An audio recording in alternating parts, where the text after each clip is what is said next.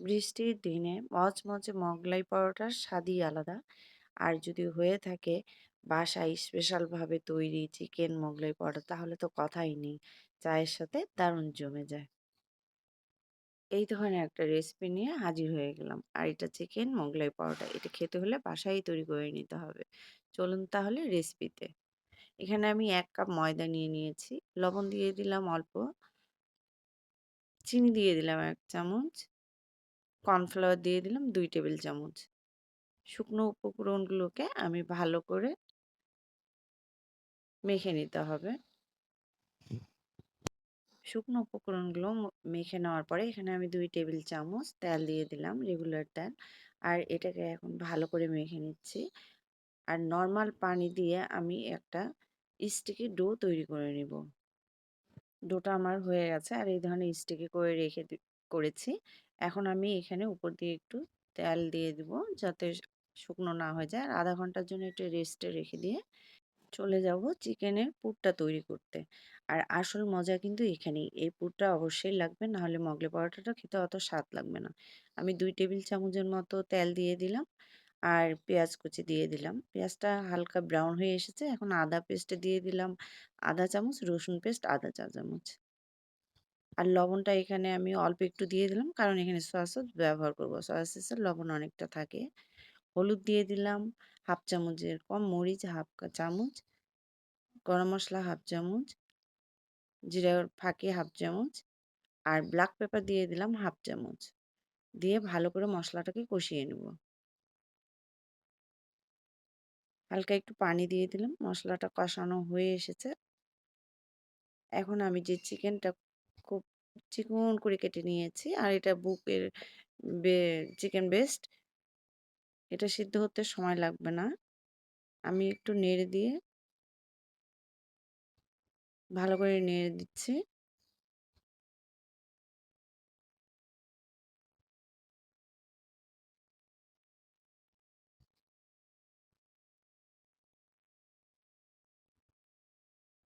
এখন ঢাকনা দিয়ে ঢেকে দিব ৫ মিনিটের জন্য।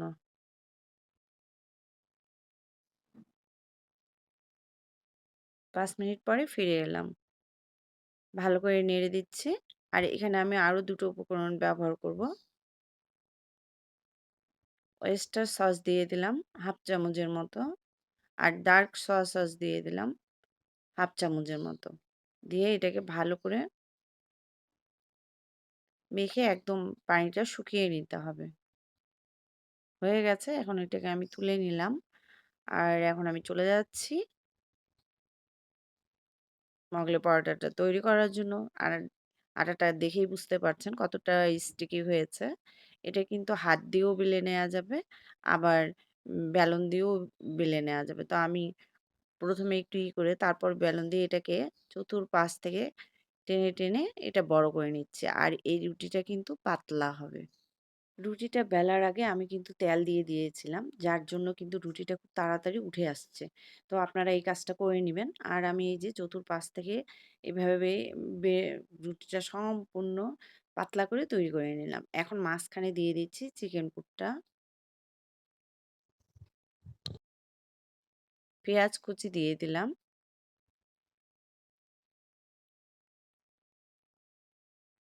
কাঁচামরিচ কুচি দিয়ে দিলাম। ঝালটা আপনাদের মতো দিবেন। আর ধনিয়ার পাতার কুচি দিয়ে দিলাম। এর মধ্যে দিয়ে দেব একটা আস্ত ডিম।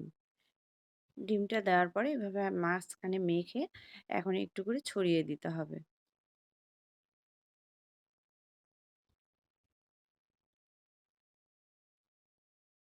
ছড়ানো হয়ে গেছে। এখন আমি এর উপর দিয়ে আবার একটু পেঁয়াজ কুচি দিয়ে দিব। তারপর ভাঁজ দিয়ে দিব। ভাঁজটা খুব সহজ আর সবাই জানেন আশা করছি। ২ পাশ থেকে টেনে নিয়ে এসে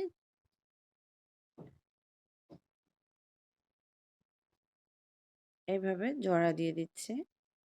আর এটা খুলে যাওয়ার কোনো চান্স নেই।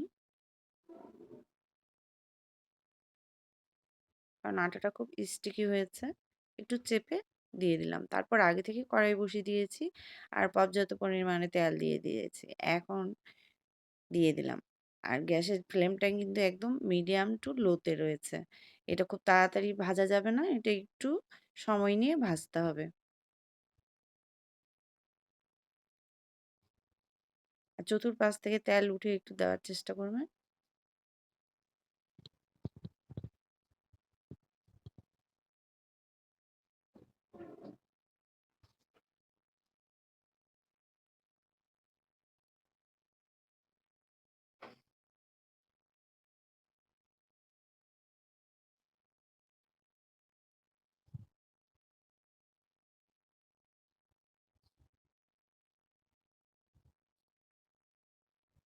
আর এটা খুব সাবধানে উল্টাতে হবে।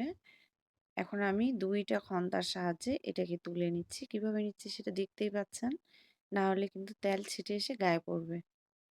উল্টিয়ে নিলাম। তারপরে চেপে, চেপে এটাকে আবারও ভেজে নিতে হবে সময় নিয়ে।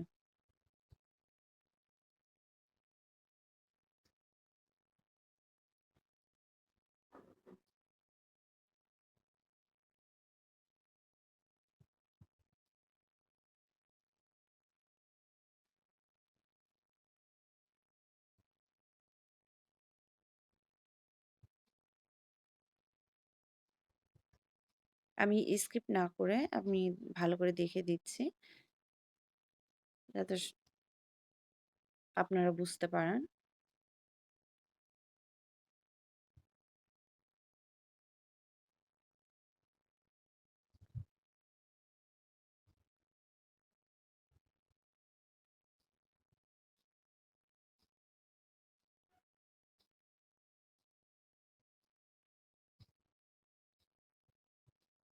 এবার এটাকে আবারও উল্টিয়ে দিব।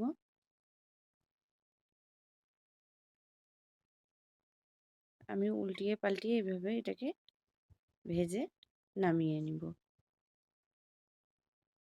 উল্টিয়ে পাল্টিয়ে এইভাবে মচমচ করে ভেজে নিতে হবে। আমার ভাজা হয়ে গেছে। আর উঠানোর সময় কিন্তু অবশ্যই তেলটাকে ভালো করে ঝরিয়ে তুলে নেবেন।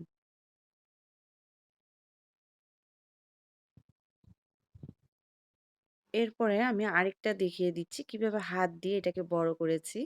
আপনারা ২ ধরনেরই করতে পারবেন।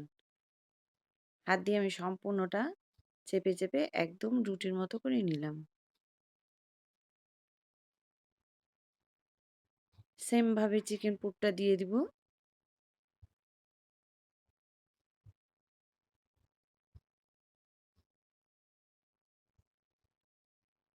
পেঁয়াজ কুচি দিয়ে দিব। কাঁচামরিচ কুচি দিয়ে দিব।